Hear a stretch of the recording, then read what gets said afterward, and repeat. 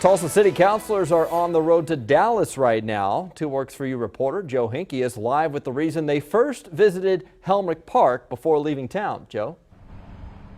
Well, Brian, after a lot of public debate, Helmerich Park is still just that right now, a park, but some fear it could still turn into a shopping center. Tulsa City Councilors, though, are on their way to Dallas to tour several parks there, which include retail and restaurants right alongside green space and volleyball courts like we see here at Helmerich Park.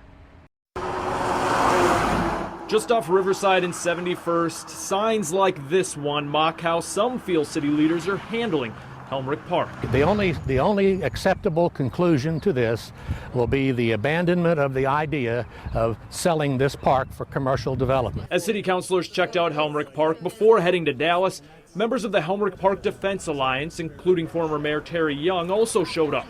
The Alliance supports master plans for this area from 2005 and 2010. Does provide for some very modest commercial development in the southern part of this tract of land. That plan also recognizes the volleyball courts being exactly where they are right here. And the volleyball courts is why Bumper Prather of the Tulsa Volleyball League showed up today. He says if they are replaced by retail stores, it would hurt the state's biggest league. I don't want to see that happen. Once you get rid of parks, they're gone for good. So we want to preserve what we got. Councilor Phil Lakin says he wants to preserve the courts. And the purpose of their Dallas trip is for the council to visit parks alongside trails, water, retail, and even volleyball courts. Anything that we can learn from anybody's failures or successes is going to be far more beneficial to Tulsa.